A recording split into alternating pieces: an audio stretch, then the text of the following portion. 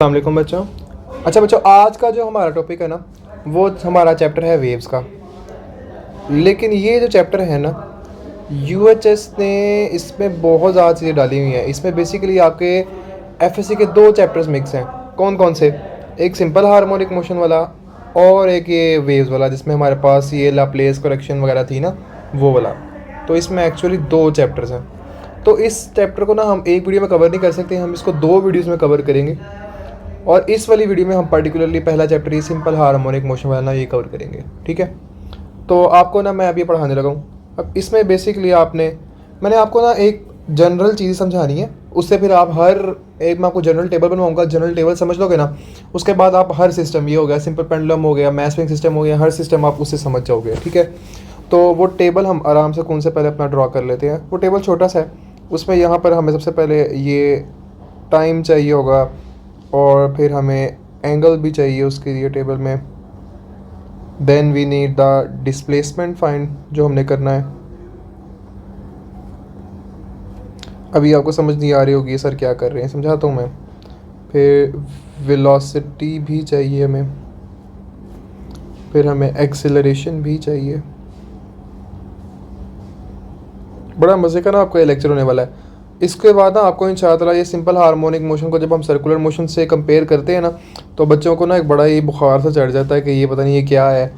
और मुझे भी अपने ना एमकैट टाइम पे ये बहुत ही ड्रेडफुल लगता था कि ये क्या मजाक है, सिंपल हार्मोनिक मोशन क्या चीज़ है, सर्कुलर मोशन और चीज़ है, इनको ऐसे क्यों कर देते हैं। तो मैं आपको ना वो आज सारा समझा दूँगा इंशाअल्लाह।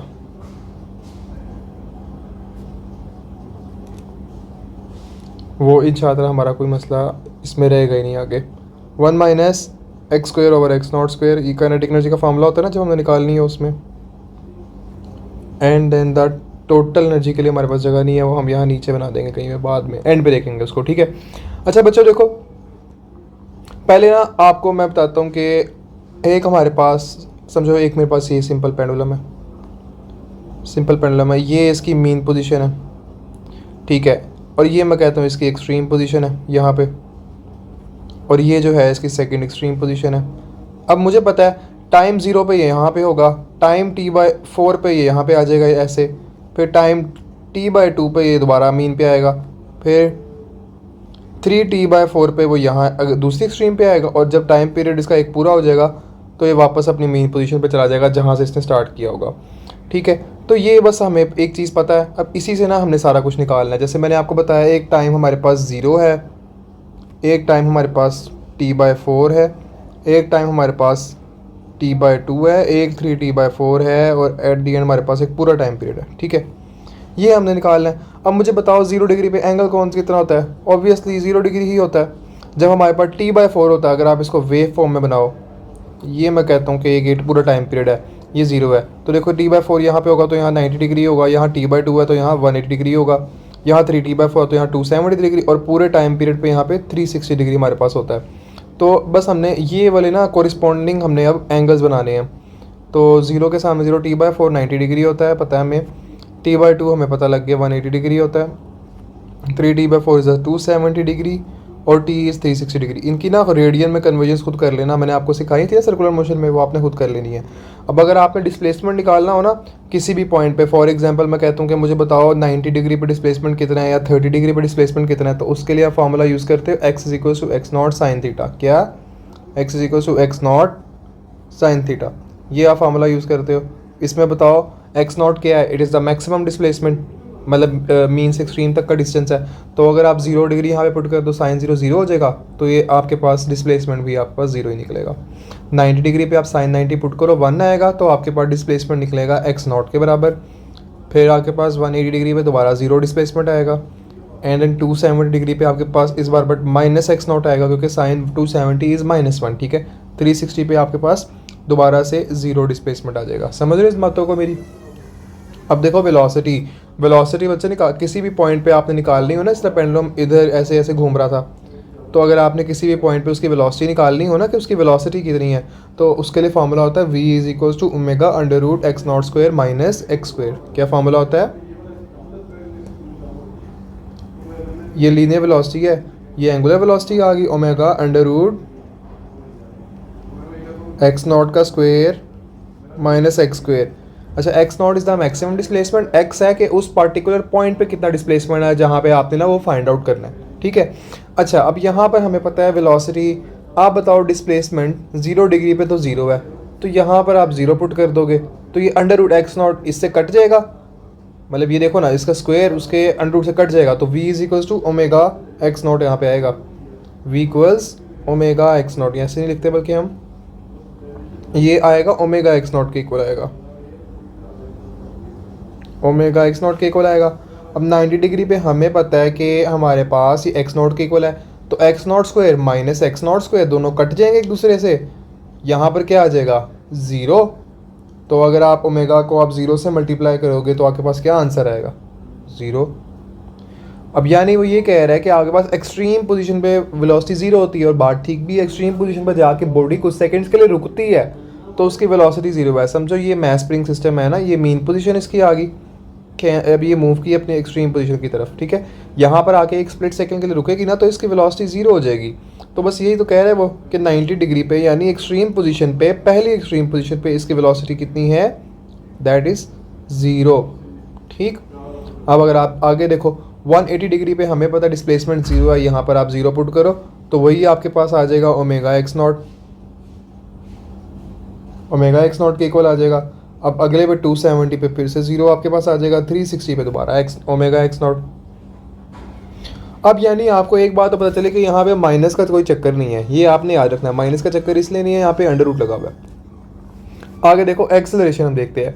एक्सेलरेशन बच्चों निकालने का फार्मूला होता है, किसी भी पॉइंट पे आपने निकालनी हो ना, वो होती है acceleration equals minus omega square x, ठीक है, माइनस ओमेगा स्क्वायर एक्स, इसका ये फॉर्मूला एक्सेलरेशन का।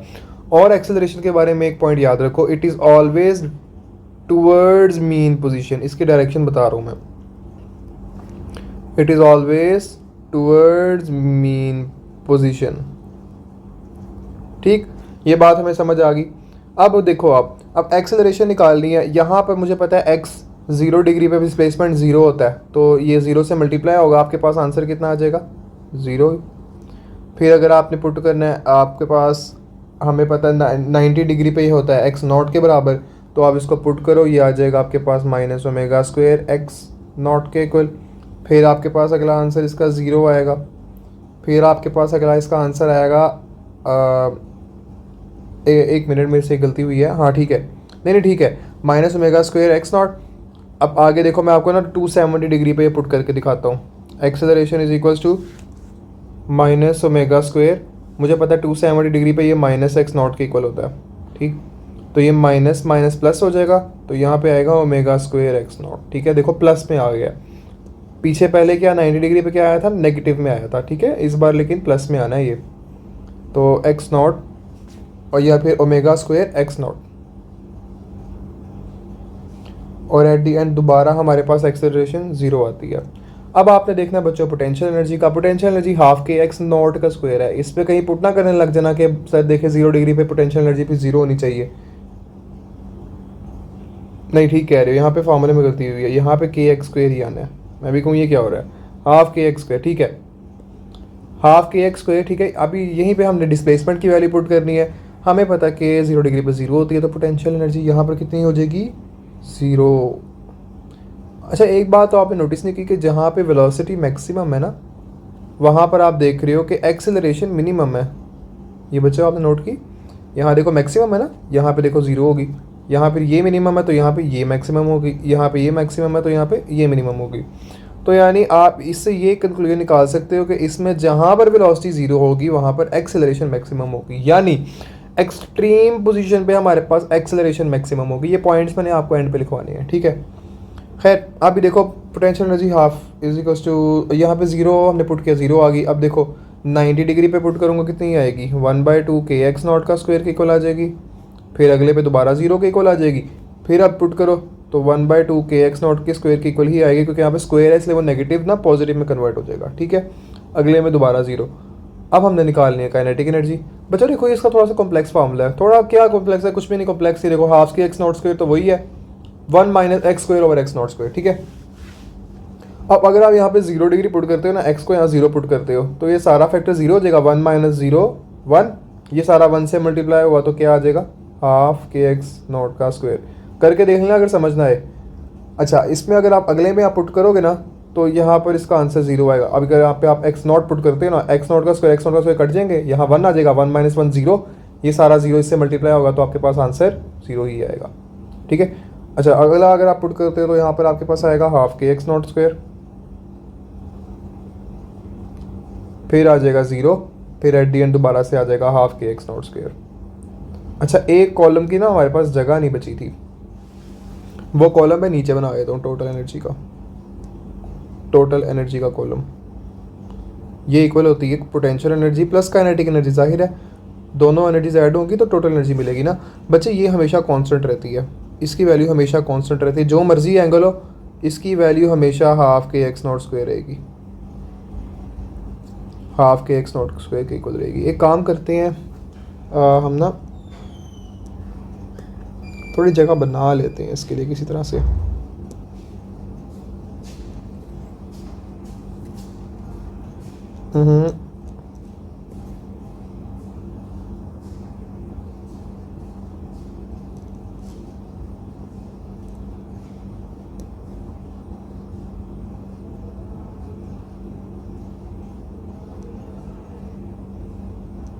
चलो बेहतरीन हो गया, जगह बन गई हमारे पास। ये एक्स नॉट का स्क्वायर बस उधर रह गया है, हाफ के एक्स नॉट का स्क्वायर। अब हमारे पास आखिरी कॉलम है टोटल एनर्जी का, जो कि इक्वल होती है potential energy plus kinetic energy के इक्वल। अब बच्चों हमेशा जो मर्जी एंगल हो इसने हमेशा हाफ के एक्स नॉट के स्क्वायर इक्वल लेना है। क्यों? क्योंकि देखो यहाँ पे हाफ के एक्स नॉट स्क्वायर, यहाँ पे 0, दोनों को ऐड करो आंसर क्या आएगा, हाफ के एक्स नॉट स्क्वायर। यहाँ पे देखो काइनेटिक एनर्जी 0 है, यहाँ पे हाफ वो पोटेंशियल एनर्जी हाफ के एक्स नॉट स्क्वायर है, दोनों को ऐड करो आंसर आपके पास हाफ के एक्स नॉट स्क्वायर आएगा। यहाँ पे भी सेम, यहाँ पे भी सेम, और यहाँ पे भी सेम। यानी आपके पास आपकी टोटल एनर्जी हमेशा कांस्टेंट रहती है according to the law of conservation of energy. ये बात प्रूफ भी होगी कि law of conservation of energy भी यहाँ से प्रूफ होता है कि हाँ हमारे पास टोटल एनर्जी हमेशा कांस्टेंट रहती है। मैं ना आपको कुछ अब बातें ना बताता हूँ, ग्राफ बनाते हैं कुछ हम ना नीचे ग्राफ बनाते हैं। यहाँ मैं हेडिंग देता हूँ ग्राफ्स की।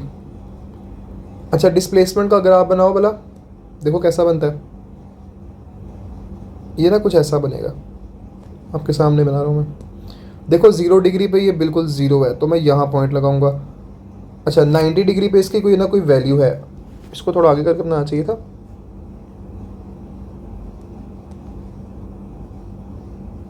यहाँ पे 0 डिग्री पे आपने देखा इसकी वैल्यू बिल्कुल 0 है। 90 डिग्री पे इसकी मैक्सिमम वैल्यू है, वो मैं कहता हूँ चलो इतनी है, एक्स नॉट के एक बराबर है, वो यहाँ पॉइंट लग जाएगा। फिर उसकी वैल्यू दोबारा 0 हो गई है, फिर उसकी वैल्यू माइनस में मैक्सिमम हो रही है तो यहाँ पॉइंट चलो लगा देते हैं। मैं कहता हूँ नीचे खींच लो माइनस एक्स नॉट। फिर आगे मैं कहता हूँ कि फिर इसकी वैल्यू 0 होती है और आगे फिर ऐसे, मतलब इसकी वैल्यू दोबारा 360 डिग्री पे 0 हो जाती है। यहाँ तक बहुत है। अब आप इनको मिलाओ पॉइंट्स को, देखो आपके पास ये साइन वेव बन रही है ऐसे। ठीक है, ये टाइम के साथ बना रहे हैं हम। इसका ग्राफ कुछ ऐसे बनना है। अब आप वेलोसिटी का ग्राफ बनाओ। वेलोसिटी का ग्राफ आपने लेकिन बनाना है डिस्प्लेसमेंट के साथ। ठीक है, ये तो आपके पास आ गई साइन वेव। अब आप वेलोसिटी का ग्राफ बनाओ डिस्प्लेसमेंट के साथ, ये बड़ा मजे का ग्राफ बनना है। बच्चों आप देखो जहाँ पर वेलोसिटी मैक्सिमम है ना, वहाँ पर आपका डिस्प्लेसमेंट 0 है।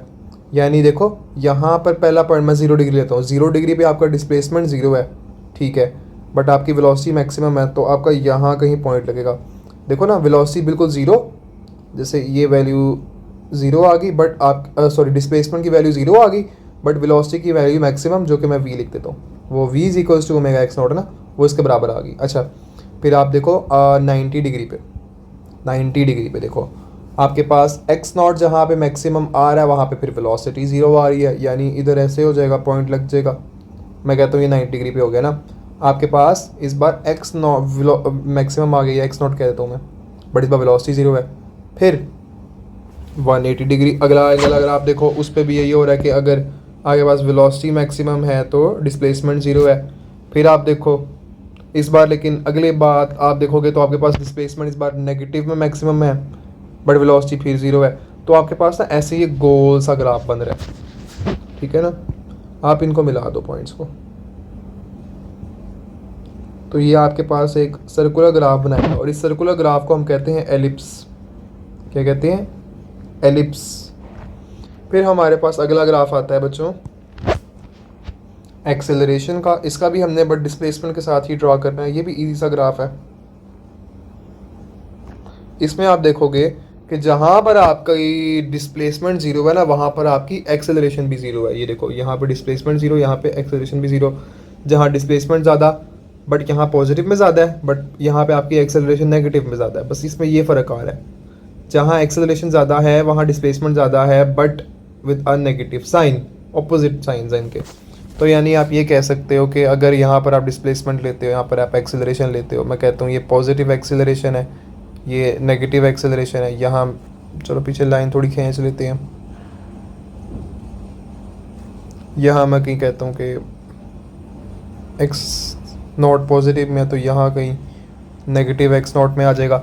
अब मुझे पता है कि जहाँ पर एक्सेलरेशन मेरी वो है ज़ीरो है, डिस्प्लेसमेंट भी ज़ीरो है, बट मुझे पता है कि जहाँ मेरी एक्सेलरेशन मैक्सिमम है ना, वहाँ मेरा डिस्प्लेसमेंट नेगेटिव है मैक्सिमम है। जैसे मैं कहता हूँ आप ले लो ये वाला, आप ये वाला पॉइंट देखो, डिस्प्लेसमेंट नेगेटिव है मैक्सिमम तो एक्सेलरेशन पॉजिटिव है मैक्सिमम। यहाँ पॉइंट लगेगा।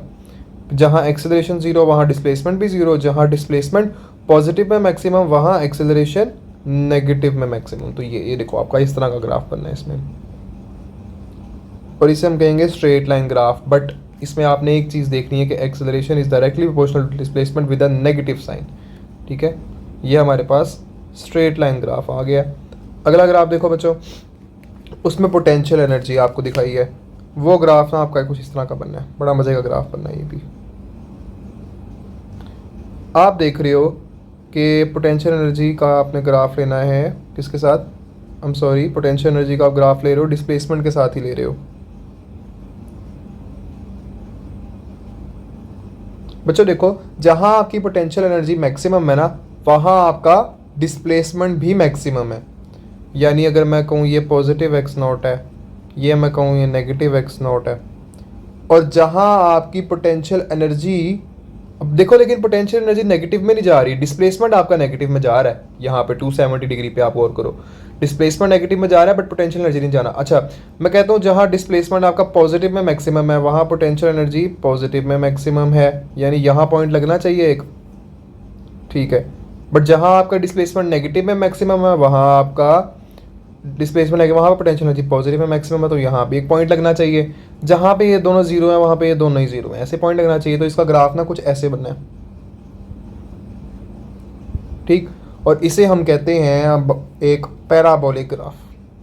क्या कहते हैं? एक पैराबोलिक ग्राफ नाम है। आगे देखो, काइनेटिक एनर्जी का अगर मैं आपको ग्राफ बना के दिखाऊं तो वो भी कुछ ना सिमिलर ही बनेगा। उसमें ये है, जहाँ काइनेटिक एनर्जी आपकी मैक्सिमम है ना, वहाँ पे आपके डिस्प्लेसमेंट ज़ीरो है, ठीक है। जहाँ पे काइनेटिक एनर्जी मैक्सिमम है वहाँ पे आपका डिस्प्लेसमेंट ज़ीरो है, यानी मीन पोजीशन पे है। वही बात है ना, काइनेटिक एनर्जी मीन पोजीशन पे मैक्सिमम है। तो बच्चों देखो, काइनेटिक एनर्जी और डिस्प्लेसमेंट, मैं कहता हूँ ये पॉजिटिव मैक्सिमम डिस्प्लेसमेंट ले लो, ये नेगेटिव मैक्सिमम डिस्प्लेसमेंट ले लो, ये पॉजिटिव काइनेटिक एनर्जी ले लो, और काइनेटिक एनर्जी तो होती पॉजिटिव और नेगेटिव में जानी नहीं है, तो हमें ज़रूरत ही नहीं है। अच्छा बच्चों देखो, जहाँ पर आपका डिस्प्लेसमेंट मैक्सिमम है ना, मैं कहता हूँ पॉजिटिव मैक्सिमम डिस्प्लेसमेंट पे काइनेटिक एनर्जी ज़ीरो है, नेगेटिव मैक्सिमम डिस्प्लेसमेंट पे भी काइनेटिक एनर्जी ज़ीरो है, और ज़ीरो डिस्प्लेसमेंट पे काइनेटिक एनर्जी मैक्सिमम है। ऐसा ही है। तो ऐसे ग्राफ कैसा जाएगा? ये भी एक पैराबोलिक ग्राफ है, बट इसकी जो आप शेप देख रहे हो ना उल्टी है पोटेंशियल एनर्जी वाले से। और जो आपके पास टोटल एनर्जी का फाइनली ग्राफ है, आखिरी ग्राफ, वो कुछ ऐसे आना है कि विद टाइम टोटल एनर्जी जो मर्जी हो जाए आपकी कांस्टेंट रहनी है, क्योंकि अगर काइनेटिक एनर्जी कम हो रही है, जहाँ काइनेटिक एनर्जी ज़ीरो है वहाँ पोटेंशियल एनर्जी मैक्सिमम है। मतलब एक चीज़ अगर कम हो रही है ना तो दूसरी बढ़ के उसको कॉम्पनसेट कर देगी और टोटल एनर्जी आपकी ओवरऑल उतनी ही रहेगी, ठीक है। इस बात को समझ गए हो आप। ये हमारे पास एक बड़ा प्यारा सा टेबल बना है जिससे हमने इसको ना सारा कवर किया। अब मैं आपको ना कुछ पॉइंट्स लिखवाऊंगा इसके, कुछ बड़े ही सिंपल से मैंने ना आपको पॉइंट्स लिखवाने हैं, वो आपने पॉइंट्स याद रखने हैं। पॉइंट्स लिखो बच्चों। पहला पॉइंट है कि acceleration is directly proportional to displacement but with a negative sign, यानी इन दोनों के दरमियान जो एंगल है वो 180 डिग्री है। मतलब मैं कहता हूँ ये मेरे पास ऐसे कोई मैथ स्प्रिंग सिस्टम, मैं ऐसा इसको मैं इधर लेके जाता हूँ, ठीक है। इसका डिस्प्लेसमेंट मुझे बताओ किस तरफ है, इस तरफ है डिस्प्लेसमेंट का वेक्टर एक्स नॉट कह लो। मैंने लेकिन बताया था acceleration is always directed toward mean position, ये एक्सेलरेशन बट इसकी मीन पोजीशन की तरफ है। तो देखो ये राइट की तरफ है, वो लेफ्ट की तरफ है, दोनों आपस में क्या है, एंटी पैरेलल हैं। तो आपके पास इन दोनों के दरमियान एंगल क्या आएगा, the angle would be 180 degree. समझ गए इस बात को। आगे देखो बच्चों, आगे अगला पॉइंट मैं आपको लिखवाता हूँ कि जहाँ पर आपका वेलोसिटी मैक्सिमम है ना, वहाँ पर आपकी एक्सेलरेशन ज़ीरो है। चलो बल्कि ये छोड़ो, ये लिखो velocity is max at mean position. Velocity आपकी मीन पोजीशन पे मैक्सिमम होती है, यानी कि 0 degree, 180 degree and 360 degree.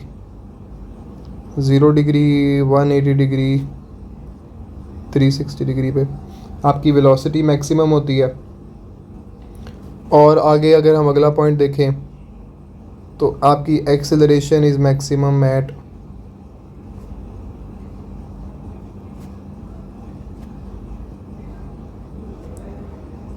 Extreme positions. Acceleration आपकी एक्सट्रीम पोजीशन पे मैक्सिमम होती है, यानी आपके पास एंगल कौन कौन सा होना चाहिए इसमें, angle should be 90 degree, angle should be 270 degree, ये एक्सट्रीम पोजीशंस पे, ठीक है, आपके पास मैक्सिमम होना चाहिए। फिर अगर आप देखो अगला पॉइंट देखो, आप इसमें ये देख सकते हो कि काइनेटिक एनर्जी और वो मैंने पोटेंशियल एनर्जी की तो बात बता दी है। अच्छा, kinetic energy is maximum at mean position is max, ये सारे नोट कर लो चुप आराम से, ठीक है। Is maximum at mean position. Potential energy is maximum at extreme position.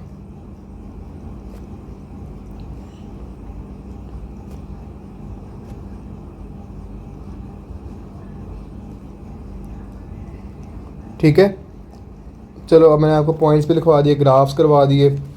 अब हमारे पास एक यहाँ पे मैं आपको क्वेश्चन देता हूँ, बल्कि एक जो अभी तक हमने पढ़ा है उससे आपने कुछ ना कुछ सीखा होगा। अब उसी से मैं आपको एक क्वेश्चन बता रहा हूँ कि मुझे कोई ऐसा एंगल बताओ, वो एंगल बताओ जहाँ पर काइनेटिक एनर्जी और पोटेंशियल एनर्जी बराबर हो। ये मुझे एंगल बताओ। आप कहोगे सर हमने जितने भी एंगल पढ़े, अगर एक पे काइनेटिक एनर्जी ज़्यादा थी ना तो दूसरे पे पोटेंशियल एनर्जी बहुत कम थी, यानी एक पे मैक्सिमम थी दूसरे पे ज़ीरो थी। तो बच्चे अगर ऐसे होगा ना, समझो मेरे पास मैं ऐसे मीन पोजीशन से मैंने चलाई, मीन पोजीशन में मुझे पता है काइनेटिक एनर्जी मैक्सिमम होती है। अब ये एक्सट्रीम पोजीशन पे जा रहा है ऐसे, यहाँ पोटेंशियल एनर्जी मैक्सिमम होगी, काइनेटिक एनर्जी ज़ीरो होगी। लेकिन यहाँ रास्ते में बीच में कहीं पे मुझे पता है काइनेटिक एनर्जी थोड़ी कम होगी और काइनेटिक एनर्जी कम हो रही होगी और पोटेंशियल एनर्जी बढ़ रही होगी। इस इधर बीच में कहीं ऐसा पॉइंट ज़रूर आएगा जहाँ पे ये दोनों एक दूसरे के बिल्कुल इक्वल हो जाएंगी, और जिस पॉइंट पे वो इक्वल होंगी ना, मैंने वो एंगल बताना है। मैंने तो आपको 0, 90, 180 बताया ना, इनके बीच वाले एंगल्स नहीं बताए। तो एक ऐसा भी एंगल है जहाँ पर ये दोनों बराबर होती हैं, ठीक है। अब वो मैं आपको सारी डेरिवेशन नहीं करा रहा, मैं आपको सीधा सीधा बता रहा हूँ कि काइनेटिक एनर्जी और पोटेंशियल एनर्जी ना 45 डिग्री पे इक्वल होते हैं, ठीक है। याद कर लो इस बात को, 45 डिग्री पे काइनेटिक एनर्जी और पोटेंशियल एनर्जी इक्वल होते हैं। Kinetic energy equals potential energy at 45 degree, ठीक है। और 45 डिग्री पे अगर आपने डिस्प्लेसमेंट निकालना हो तो x equals to x not sine 45 put करना, ये निकलेगा आपके पास at the displacement of x is equals to x not sine 45 degree 1/√2 होता है, तो ये निकलेगा x equals to x not over √2। ठीक है, यानी x नॉट ओवर √2 इस इतने डिस्प्लेसमेंट पे आपके पास ही आप काइनेटिक एनर्जी जो है ना वो पोटेंशियल एनर्जी के इक्वल होती है। ठीक, अब देखो मैंने आपको ये सारा करवा दिया। एक हमारे पास टेबल बच्चों अब और बनना है, ये थोड़ा सा आप कह लो उससे एडवांस्ड, एडवांस तो नहीं, कुछ भी नहीं है इसमें भी, वैसे छोटा सा ही टेबल है ये कंपैरिजन में ना बहुत छोटा है उससे। तो हम यहाँ पर एक लाइन लगाते हैं ऐसे, समझ आ रही है ना? मज़े का लेक्चर है ना, इतना मुश्किल चैप्टर देखो आपको कितना इजी करके ये डाइजेस्ट करवाया जा रहा है। अब आपने क्या करना है, इसमें हमें चाहिए एंगल, वही बातें, इसमें हमें चाहिए टाइम। एक मिनट काम करते हैं, कैपिटल में लिखते हैं ज़्यादा अच्छा लगेगा। हमें चाहिए एंगल, हमें चाहिए टाइम, साथ हमें चाहिए डिस्प्लेसमेंट,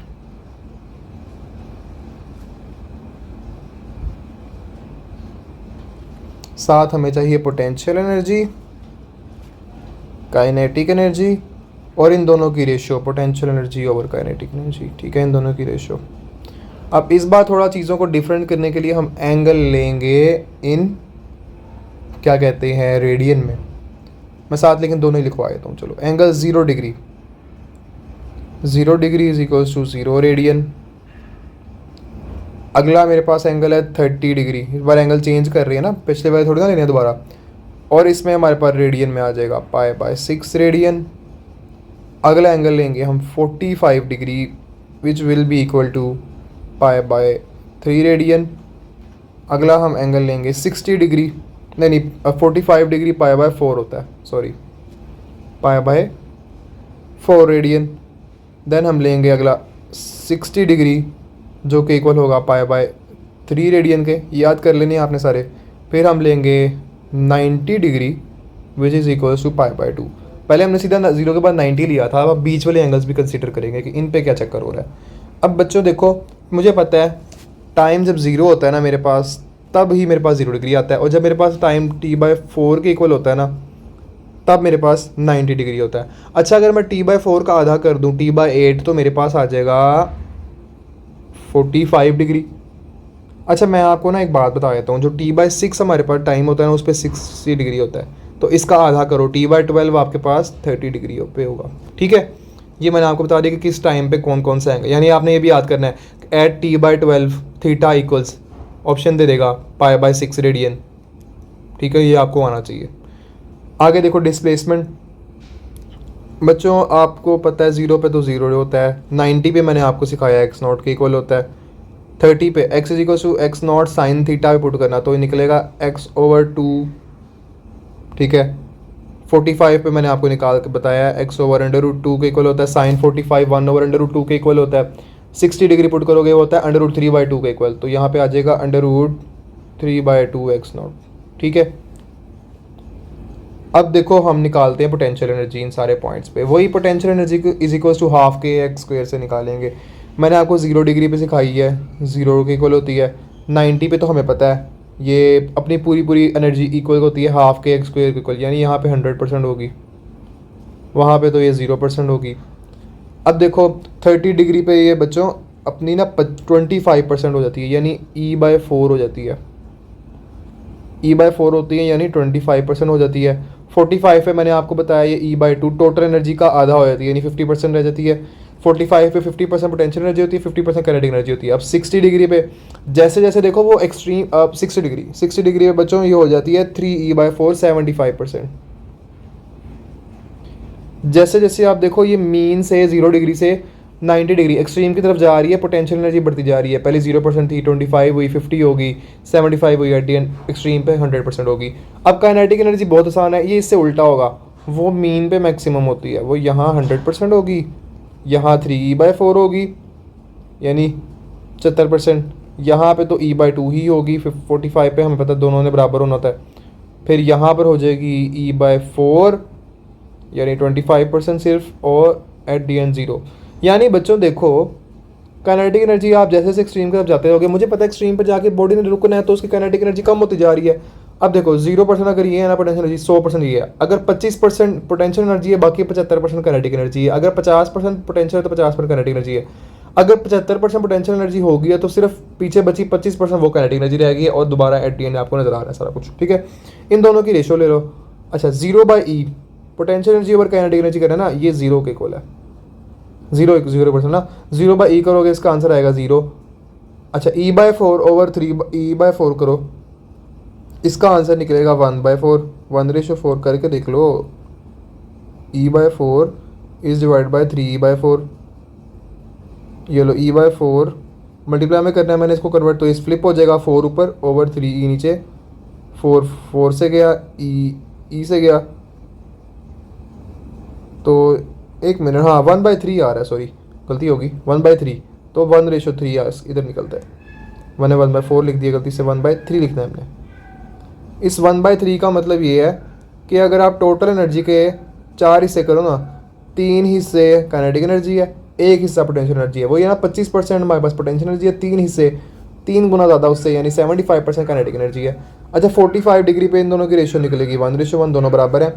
फिर अब हमारे पास देखो यहाँ पे पोटेंशियल एनर्जी ज़्यादा है ना, तो अगर पहले 1:3 था, इस बार 3:1 हो जाएगा। पोटेंशियल एनर्जी इस बार ज़्यादा है, और एट दी एंड आपके पास क्योंकि potential energy over kinetic energy 0, E/0 अगर आप करते हो ना, anything divide bye 0, answer would be infinite, तो रेशियो इन्फिनाइट आ जाएगी, ठीक है। समझ आती है ये बात सारी आपको? तो मैंने आपको ये सारा भी करवा दिया अच्छे से। अच्छा बच्चों, अब हमने ना आगे देखना है,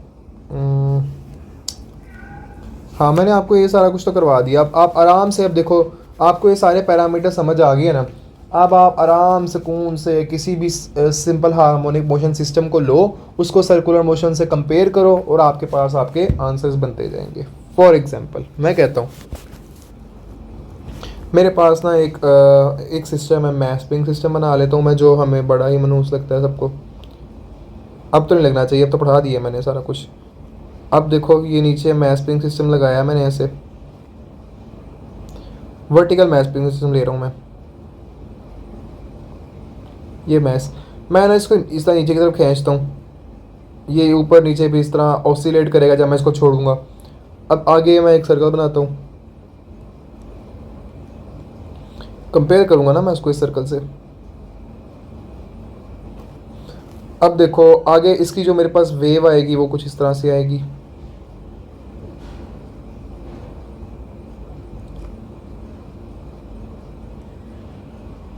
साइन वेव मैंने आपको बताया आती होती है डिस्प्लेसमेंट की, है ना। यानी ये मैक्सिमम टाइम पीरियड है, ये टाइम 0 पे है, that will B maximum displacement x0, और नीचे तो नीचे नेगेटिव डिस्प्लेसमेंट आ जाएगा। अब बच्चों देखो, आप भला क्या करो, आपको मैं बताता हूँ इसमें हम करते क्या हैं। हम ना इसमें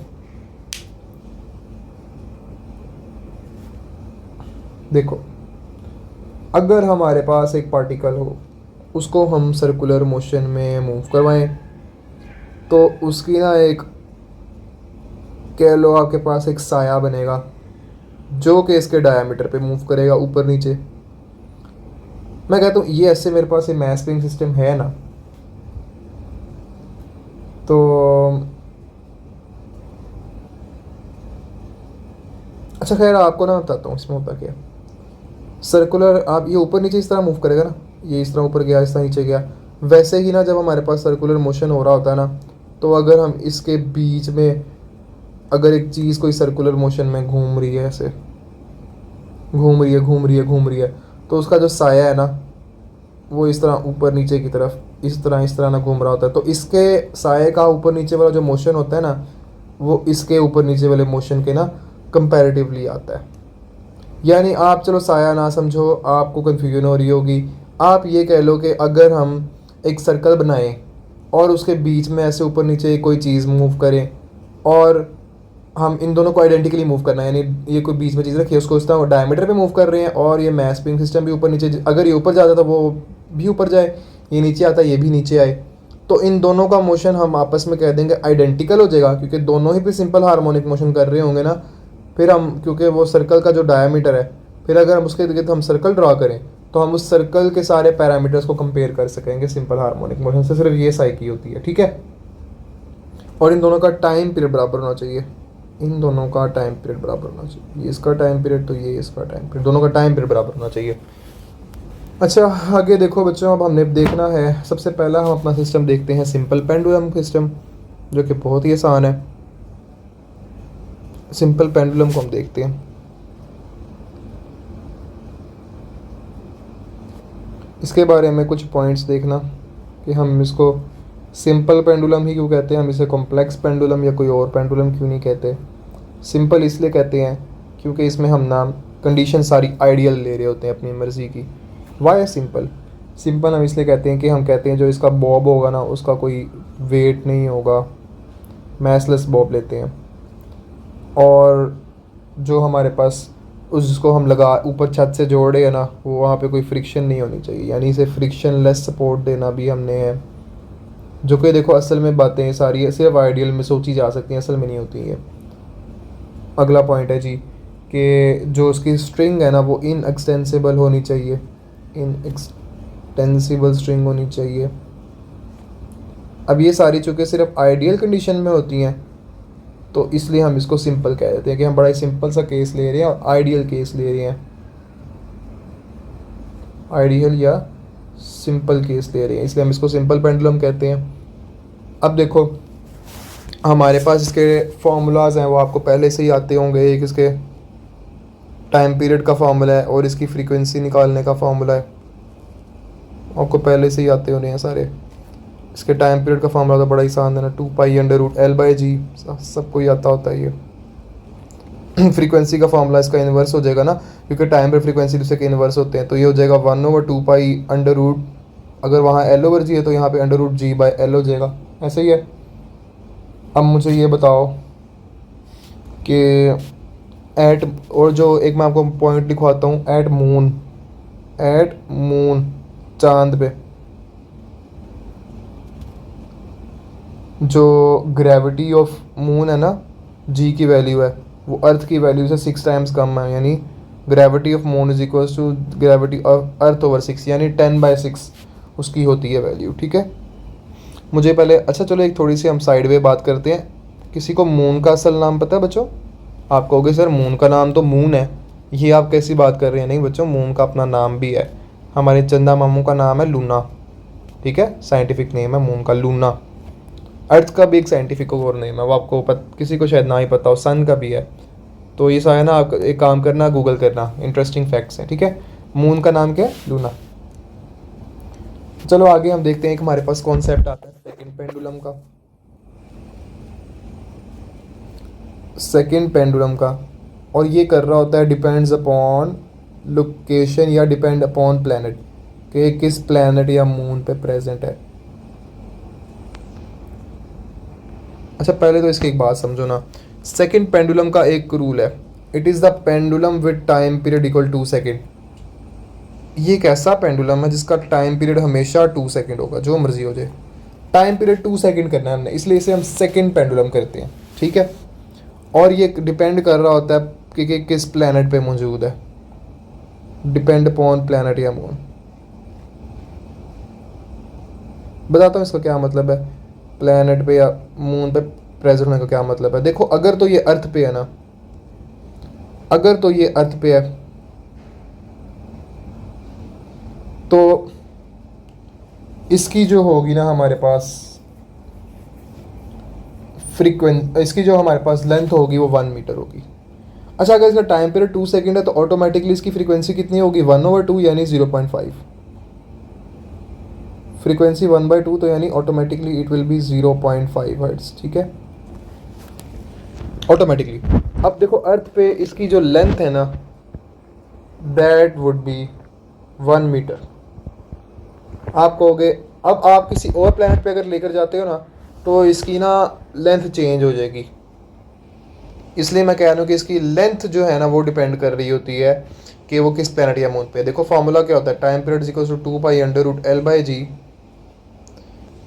देखो टाइम पीरियड तो मैंने कांस्टेंट कर दिया, 2 के इक्वल होना चाहिए, ये वैसे ही कांस्टेंट है 2π√g। हमारे पास अर्थ पे 10 होता है, अगर आप यहाँ 10 पुट करते हो ना तो लेंथ आपके पास निकल जाएगी 1 मीटर।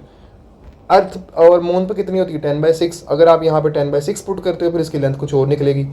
सैटर्न पे कुछ और होती है जी की वैल्यू, यूरेनस पे कुछ और होती है, सन पे कुछ और होती है। तो आपके पास जब टी की वैल्यू डिफरेंट हो जाएगी ना तो आपके पास लेंथ की वैल्यू भी डिफरेंट होती जाएगी। यानी अगर आपने अर्थ पे सेकंड पेंडुलम बनाना ना तो आप 1 मीटर लंबी लेंथ ले लो, उसके बाकी सारी कंडीशंस फुलफिल कर दो, वेट ना हो, फ्रिक्शन लॉस हो, ये वो, तो आपके पास एक ऐसा पेंडुलम बन जाएगा जिसका टाइम पे 2 सेकंड आएगा।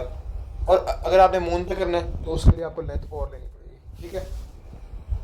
अच्छा, इसकी एक्सेलरेशन निकालने के आपके पास दो फार्मूले होते हैं। आपको एक फार्मूला तो मैं सिखा चुका हूँ पहले ही। कौन सा? ओमेगा स्क्वायर एक्स नॉट ना, minus omega square X not.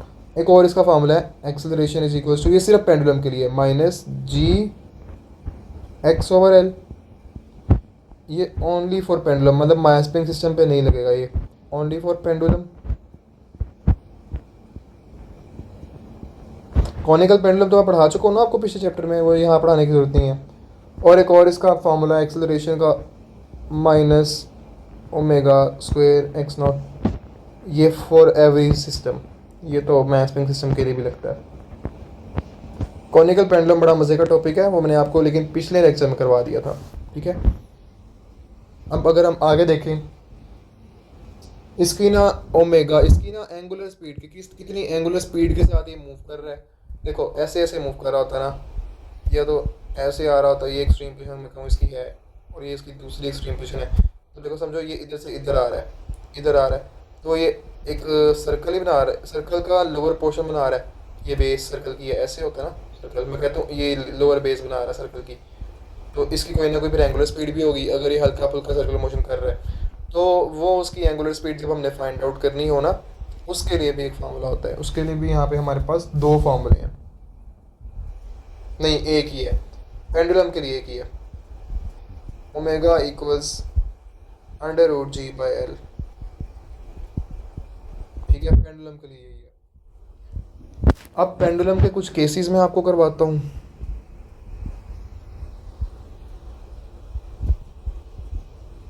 क्या मतलब केसेस का? आपने शायद सुने भी ना हो पहले ये केसेस, लेकिन एमसीक्यू में यही आते होते हैं। पेंडुलम एलिवेटर, क्या आपने एक लिफ्ट में आप गए हो और अपने साथ एक पेंडुलम उठा के ले गए हो, पेंडुलम इन एलिवेटर।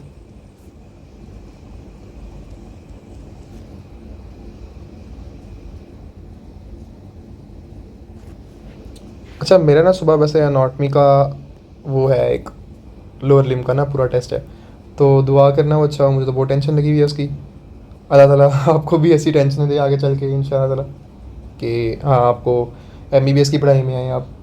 आमीन आमीन। अच्छा चलो देखते हैं पेंडुलम इन एलिवेटर। पहला हमारे पास इसका जो केस है ना, केस नंबर 1, उसमें ना हम क्या करते हैं कि एक एलिवेटर, आप लिफ्ट में गए हो, ये समझो वो लिफ्ट है, और इसके अंदर वो पेंडुलम है आपने रखा है, ये वो पेंडुलम है जनाब, और ये स्विंग कर रहा है, और ये एलिवेटर ना ऊपर चलता है। ठीक है, एलिवेटर मूव अपवर्ड। तो मुझे बताओ इसके टाइम पीरियड पे क्या फ़र्क पड़ेगा, पेंडुलम के टाइम पीरियड पे क्या फ़र्क पड़ेगा। मैं आपको वैसे बता देता हूँ, इसका जो टाइम पीरियड है ना वो डिक्रीज़ करेगा। क्यों बताता हूँ बच्चों। जो टाइम पीरियड का असल फार्मूला होता है ना पेंडुलम का, वो होता है 2 pi under root L over net acceleration, acceleration net. अब जब पेंडुलम नॉर्मली यहाँ पे पड़ा, वैसे इस पर और कोई फोर्स एक्ट कर रही, सिर्फ ग्रेविटी की फोर्स एक्ट कर रही है जब वो इधर से इधर आता है नीचे की तरफ, तो इस पर सिर्फ और सिर्फ जी ग्रेविटेशन एक्सेलरेशन एक्ट कर रही होती है। तो नेट एक्सेलरेशन क्या बन जाती है, जी के इक्वल बन जाती है। ठीक है, बट इस केस में क्या हो रहा है, इस केस में तो पेंडुलम ऊपर, जो एलिवेटर है ऊपर की तरफ एक्सेलरेट भी कर रहा है, ऊपर की तरफ भी एक्सेलरेट कर रहा है, यानी इसकी नेट एक्सेलरेशन में इस बार ये ऊपर वाली एक्सेलरेशन भी आ गई और जी भी आ गई। ठीक है, यानी आप दोबारा फार्मूला लिखो, time period is equals to 2 pi under root L over G plus A. अब चूंकि ये सारा कुछ बढ़ गया है, नीचे वाला फैक्टर डोमीटर वाला बढ़ गया, तो टाइम पीरियड आपके पास कम होगा। ठीक, केस 2 देखते हैं। केस 2 में बच्चे हमने ये करना है कि वही एलिवेटर में हमने रखा है, but this time elevator moves down.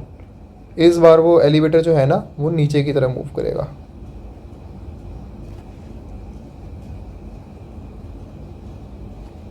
Elevator will move down, acceleration, accelerate इस बार वो नीचे की तरफ करेगा। ठीक है। अच्छा बच्चों देखो, अब आपने ना ये ना थोड़ा सा वेड हो रहा है आपके लिए समझना, थोड़ा सा मैं चाह रहा था कि मैं इस चक्कर में ना ही पढ़ूँ, आपको थोड़ा समझने में ना मुश्किल होगी। देखो आज जो एलिवेटर होता है ना वो इस तरह किसी स्ट्रिंग के साथ अटैच होता है, और वो जो टेंशन इन द स्ट्रिंग होती है वो इस तरह से होती है ऊपर की तरफ। एलिवेटर का वेट इस तरह नीचे की तरफ होगा ऑब्वियसली। तो बच्चों इनको जो रिलेट कर रहा होता है ना फार्मूला, वो होता है tension in the string is equals to weight plus m ए। ये आपने पढ़ा होगा वो अपेरेंट वेट रियल वेट में। अब इसमें क्या हम देखते हैं, हमने ना निकालनी टेंशन इन द स्ट्रिंग है। Tension is the apparent wait, tension को ही हम एपरेंट वेट कहते हैं, ये हमने निकालना है। अच्छा ये तो हो जाएगा m g plus m a. अच्छा तो m कॉमन आ जाएगा, इसमें आ जाएगा g प्लस ए, और ये जो g प्लस ए निकला ना ये नेट एक्सेलरेशन है। तो इधर मैंने पहले वाले केस में क्या किया था, ये पुट किया था ऐसे, ठीक है, g प्लस ए नेट एक्सेलरेशन पुट की थी मैंने, इसलिए उसमें फिर टाइम पीरियड कम हो गया था। लेकिन अब जो नीचे वाला केस है ना, जो नीचे वाला केस है इसमें हमने क्या करना है, इसमें हमने करना ये है कि वही आप टेंशन इन द स्ट्रिंग निकालो, इसमें लेकिन फार्मूला लगेगा W माइनस एम ए। क्यों? क्योंकि हमने वो पढ़ा है कि इसमें इस बार ये नीचे की तरफ मूव करे ना, एक्स माइनस एम ए। मैं ना आपको ये सारा नहीं समझाना चाह रहा, डिराइव नहीं करवाना चाहता, उसमें टाइम बहुत लग जाएगा कि हमारे पास ये पॉजिटिव कैसे आ रहा है नेगेटिव कैसे आ रहा है। बस आप ये याद रखो कि जब ये ऊपर की तरफ मूव कर रहा है ना, तब हमने फार्मूला यूज़ किया tension equals W plus m a, और यहाँ से हमने एम जी प्लस एम ए, एम कॉमन निकाला, जो जी प्लस ए थी ना ये हमारे पास इस केस में हमने एज इन नेट एक्सेलरेशन ली। अब इस केस में हमने क्या किया, tension is equals W minus M ए, ये आ रहा है एम जी माइनस एम ए, एम कॉमन इस बार हमारे पास G minus A, that will be the net acceleration. Put कर दो इसको, आप इसको अगर पुट करते हो तो time period is equals to 2 pi under root L over G minus A. इस बार देखो G वाले ये नीचे वाला फैक्टर नेट एक्सेलरेशन कम हो रहा है क्योंकि उसमें से माइनस हो रही है एक्सेलरेशन, तो टाइम पीरियड आपके पास बढ़ रहा है, तो इस केस में टाइम पीरियड आपके पास बढ़ेगा। चलो 2 केसेस हो गए। अगला केस देखो, सर और केसेस भी हैं? जी हैं, क्यों नहीं है। केस 3 इज जब आप एलिवेटर को ना फ्री फॉल करवा दो, यानी आप वो स्ट्रिंग ही तोड़ दो, आप वो स्ट्रिंग ही तोड़ दो जिस पे ना वो लटका हुआ है। आप अगर वो स्ट्रिंग तोड़ दोगे, वो पेंडुलम क्या, वो सारा एलिवेटर क्या करेगा, फ्री फॉल करेगा।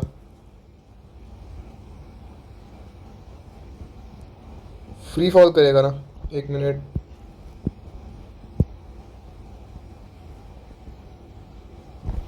इस बार वो फ्री फॉल कर रहा है, लेकिन एक ट्विस्ट है, मूव तो वो नीचे कर रहा है ना, तो फॉर्मूला आपने यही यूज़ करना है इस बार, P is equal W minus M A ही यूज़ करना है क्योंकि वो मूव नीचे कर रहा है, ये डायरेक्शन के हिसाब से होता है। अच्छा देखो एम जी माइनस एम ए, एम कॉमन निकाल लो, G माइनस ए आ गया, लेकिन इस बार ये जो A है ना ये फ्री फॉल कर रहा है ना, तो ये एक्सेलरेशन इसकी G की इक्वल हो जाएगी, तो G माइनस जी कर देंगे हम इसको, कट जाएगा, आगे 0 m into G 0 0, tension is equal to 0। जाहिर है अब वो स्ट्रिंग ही नहीं है तो उसमें टेंशन कहाँ से आनी है, टेंशन कोई आनी नहीं, तो टेंशन इज इक्वल टू 0। ये सारा करने की ज़रूरत नहीं है, ये सारा करने की ज़रूरत नहीं है, मैंने आपको करवाया है ताकि आपको पता लग जाए, आप कंफ्यूज ना हो आपको ये सर ने क्या करवा दिया। लेकिन इसकी ना सिर्फ ये मैथमेटिकल बेसिस है, इतनी ज़्यादा ना इसकी लॉजिकल बेसिस मेरे तो अभी समझ में नहीं है, मेरे नॉलेज में नहीं है। मैथमेटिकल बेसिस मेरे नॉलेज में थी, मैंने वो आपको करवाई है, ठीक है। तो अब आप क्या करोगे, time period equals to 2 pi under root L over net acceleration. देखो इस केस में फिर जीरो आए ना, G minus G acceleration, net acceleration कितनी कट जाएंगे दोनों, जीरो आ जाएगी। तो L over zero, anything divide by zero equals infinite. और टाइम पीरियड आपके पास इसमें इन्फिनाइट आएगा। यानी अगर आप एक एलिवेटर जिसमें पेंडुलम रख दो, उसको फ्री फॉल करवा दो ना, तो बच्चे उसने फिर अपना स्विंग रोक देनी है, यानी उसको एक अपनी वाइब्रेशन पूरी करने में इन्फिनाइट टाइम लग जाता है, यानी वो स्विंग कर ही नहीं रहा, नो स्विंग। अगर वो स्विंग कर रहा होता तो कुछ ना कुछ बेशक घंटा लग जाता, लेकिन उसकी स्विंग पूरी हो जाती। इस बार स्विंग अगर टाइम पीरियड उसका इन्फिनाइट आ गया तो यानी स्विंग ही पूरी नहीं होनी उसकी। समझ लग गई इन बातों की? Very good. ये क्या हो रहा है?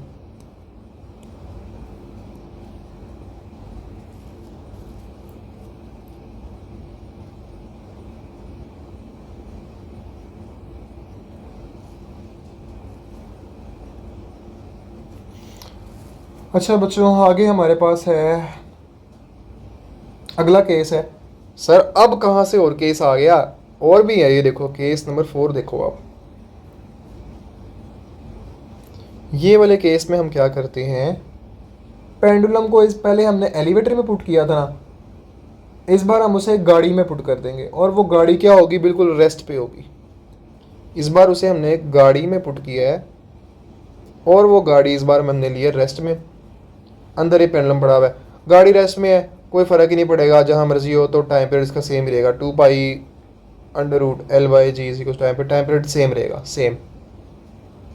अगला केस देखो, अगर मैं पेंडुलम लूँ और गाड़ी को मैं मूव करवा दूँ यूनिफॉर्म, मतलब इंक्रीजिंग वेलोसिटी से, मतलब उसकी वेलोसिटी इंक्रीज करती है, यानी एक्सेलरेशन से गाड़ी वो मूव करे, यानी कि ये गाड़ी है ना,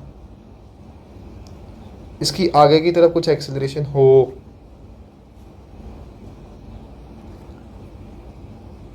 तो बच्चे अब आप क्या करोगे, आपको पता है हमने वहाँ पे नेट एक्सेलरेशन पुट करनी है। आपको पता है पेंडुलम पे एक आगे की तरफ एक्सेलरेशन कर रही है, एक नीचे की तरफ कर रही है, वो जी है। दोनों को ऐड कर दो, ये रही सिंपल ए, जी रही ऐसे नीचे, दोनों ऐड होंगी। ये जो आपके पास निकल रही है ना, एक मिनट, आई एम सॉरी,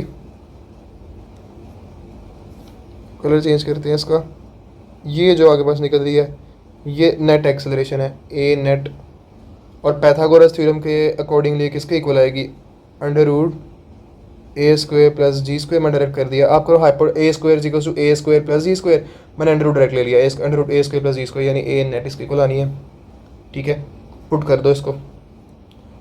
आप कहोगे सर ये एरो वाला केस हमने पीछे एलिवेटर में क्यों नहीं यूज़ किया, ए ऊपर की तरफ था, जी नीचे की तरफ था, दोनों जो कट जाते तो आपके पास एक्सेलरेट देखो, नेट एक्सेलरेशन जीरो आती। असल में ना वो रियल और अपरेंट वेव वाला केस है, इसलिए हमने वहाँ पे वो वाला अप्लाई किया। इसमें रियल और अपरेंट वाला केस नहीं है, गाड़ी वाला केस है ये। तो गाड़ी वाले में आप इसमें ऐड कर सकते हो, उसमें आप ऐड नहीं कर सकते उनको डायरेक्टली। ठीक है, उस पर तो आपके आंसर देखो गलत आएंगे सारे। अब देखो आपके पास टाइम पीरियड, अब आपने देखना है क्या आएगा इसमें। आगे बाद टाइम पीरियड का फॉर्मूला जो निकलेगा ना, वो ऐसा निकलना है, 2 pi under root L over under root, दोबारा से अंडर रूट आएगा क्योंकि ए नेट पर पुट करना होता है हमने, under root A square plus G square. ठीक है, ये आपके पास फॉर्मूला लगेगा इस बार टाइम पीरियड का। अब आपके पास फाइनल हमारे पास केस है, दैट इज़, ये फाइनल केस है हमारा, कि जो आपने गाड़ी में पुट किया पेंडुलम को, अब वो गाड़ी ना घूमने लगे, गाड़ी पागलों की तरह गोल गोल घूमे। कार ही मैं बना तो नहीं सकता उसको, कार इन सर्कुलर मोशन, आपने उस गाड़ी को घुमा दिया। इतनी देखो पॉसिबिलिटीज़ कौन क्लियर करवाता है बच्चों, कि पेंडुलम पहले लिया, उसको एलिवेटर में रखा, फिर गाड़ी में रख दिया, फिर उस गाड़ी को घुमा दिया, पहले उस गाड़ी को चलाया, फिर उस गाड़ी को घुमा दिया। अब बताओ कि टाइम पीरियड आपके पास क्या निकलेगा। तो बच्चों कुछ भी नहीं है, ये आपको मैंने सारा करवा दिया। ये देखो 2 pi under root L over under root A square plus G square ना, इस केस में जो ए होगी ना वो सेंट्रीपिटल एक्सेलरेशन बन जाएगी।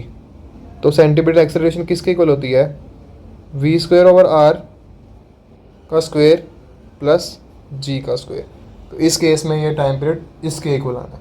ठीक है, चलो बहुत अच्छी बात है, अगर आपको समझ आ गई है, मुझे उम्मीद है आपको अच्छी समझ आ गई होगी इस सबकी, पेंडुलम के केसेस की। हमारे पास अब पेंडुलम के हैंगिंग केसेस है। आप कहोगे सर पेंडुलम ही पढ़ाई जा रहे हैं, आप क्या कर रहे हैं? बच्चे पेंडुलम ना बड़ा इंपॉर्टेंट है, इसमें से आते हैं सवाल, लिटरल आते हैं, आपको आएंगे 3-4 सवाल आएंगे आपके पेपर में ना पेंडुलम के अकॉर्डिंगली। तो पेंडुलम के थोड़े से ही बस ये अब केसेस हैं, हैंगिंग केसेस ऑफ पेंडुलम। क्या है हैंगिंग केसेस?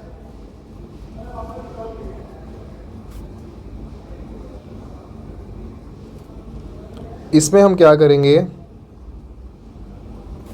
इसमें हम पेंडुलम लेंगे और हम ना, मैं आपको समझाता हूँ, समझो ये मेरे पास एक पेंडुलम है,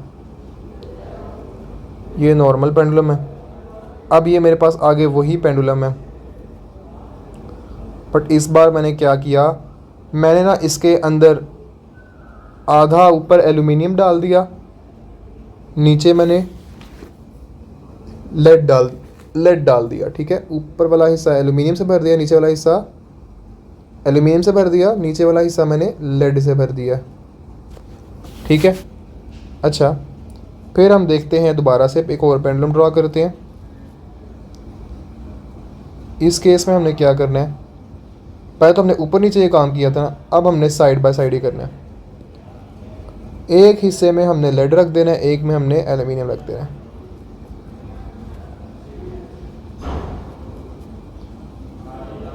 ठीक है, अगले हिस्से में हम क्या करेंगे, ऊपर नीचे रखेंगे, बट इस बार लेड ऊपर कर देंगे और एल्यूमिनियम नीचे कर देंगे।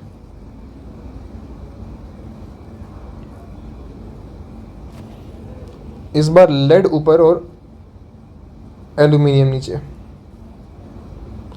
अब आप कहोगे सर इस सब का क्या मतलब है, क्या कर रहे हैं आप? बच्चों देखो, जो हमने काउंट करनी होती है ना, लेंथ लेनी होती है पेंडुलम की, मैं आपको एक बात सिखा देता हूँ।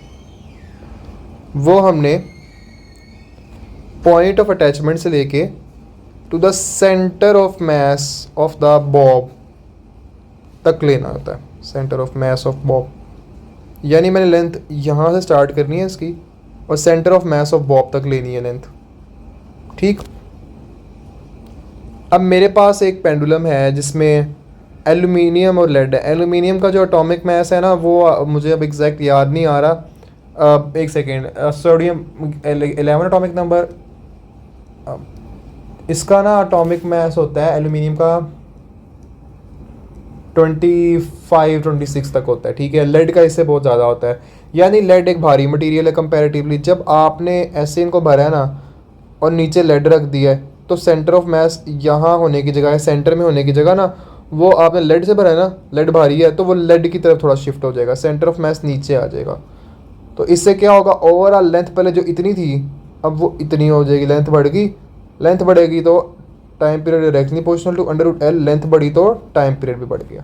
ठीक, समझ आ गई आपको इन बातों की? अब देखो इस केस में क्या हुआ है, जो सेकंड वाला मैंने बनाया है, इसमें लेड नीचे है जो कि भारी है, उसकी वजह से ऊपर से नीचे जो लेंथ है वो बढ़ जाएगी। लेंथ बढ़ेगी तो टाइम पीरियड बढ़ जाएगा, इस केस में टाइम पीरियड बढ़ गया।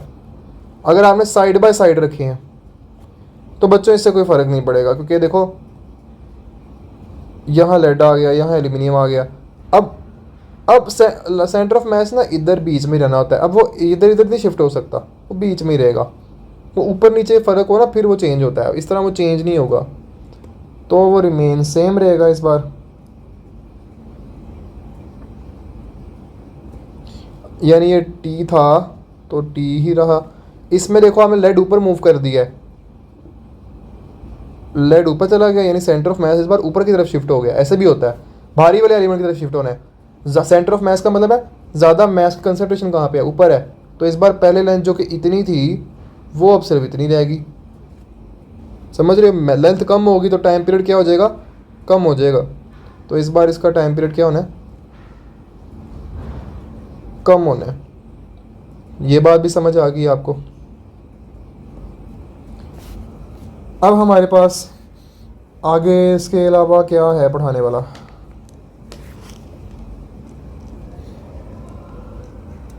आगे बच्चों मैं आपको थोड़े से ना पॉइंट्स लिखवा देता हूँ फॉर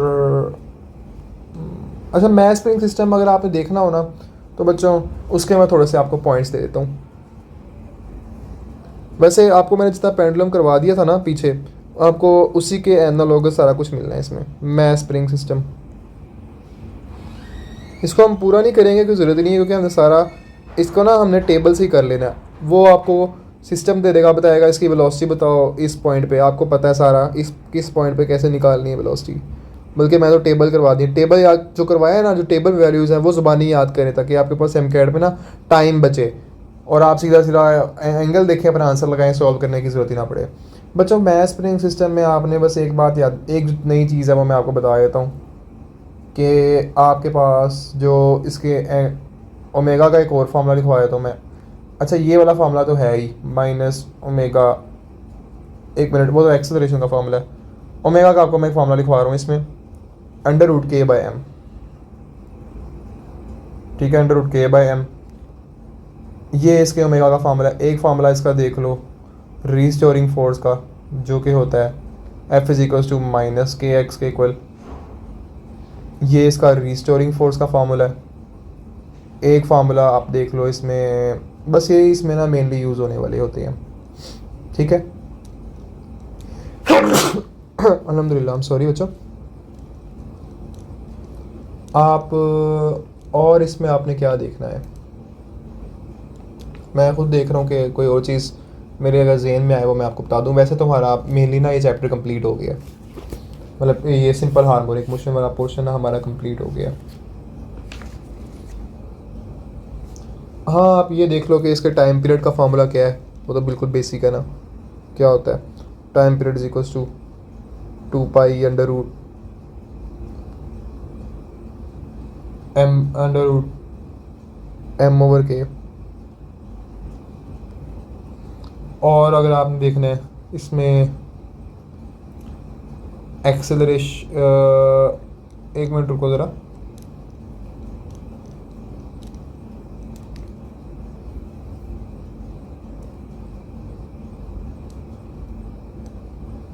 हाँ ठीक है।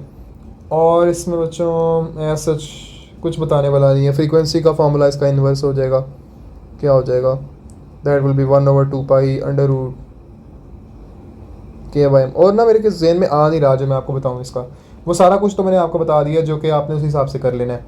लाइक आपने ना वही वैल्यूज़ में आपको मैं इसमें सिस्टम दे देगा, कहेगा मुझे बताओ इसकी वेलोसिटी कितनी है इस पॉइंट पे, इसकी एक्सेलरेशन कितनी है, वो सारा ना आप इधर से निकाल लोगे ये टेबल से। तो यही ग्राफ पूछ लेगा ज़्यादा से ज़्यादा, और आपको इससे ना कुछ नहीं देना इस चैप्टर में। चलो हमें जितना पढ़े ना उसके हिसाब से थोड़ी सी प्रैक्टिस कर लेते हैं, एक आधा एमसीक्यू कर लेते हैं। मुझे बताओ, क्वेश्चन है, pendulum taken to the moon. Pendulum को मैं लूना पे ले गया हूँ उठा के मून पे।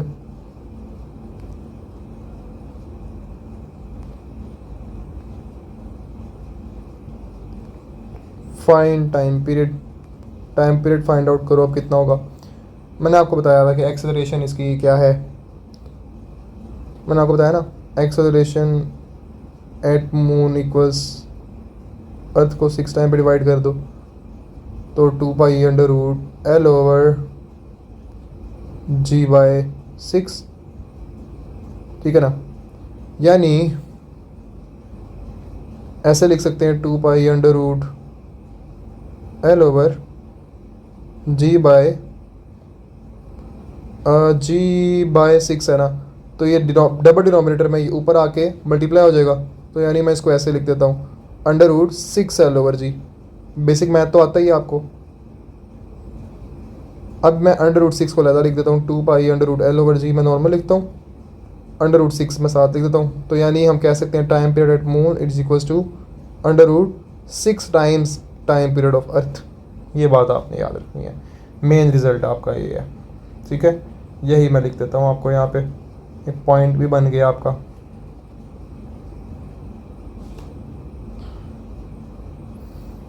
Time period at moon is equals under root 6 times time period of earth. आपका होमवर्क है, आपने क्या करना है, आपने ना सेकेंड पेंडुलम की लेंथ निकालनी है for moon. Second pendulum length for moon, ठीक है, ये आपने निकालनी है। चलो बच्चा, थैंक यू सो मच। अल्लाह ताला आपको खुश आबाद रखे, जल्दी से मेडिकल कॉलेज में एडमिशन कराए। ठीक है, खुश रहो, आबाद रहो। अस्सलाम वालेकुम रहमतुल्लाहि व बरकातुहू।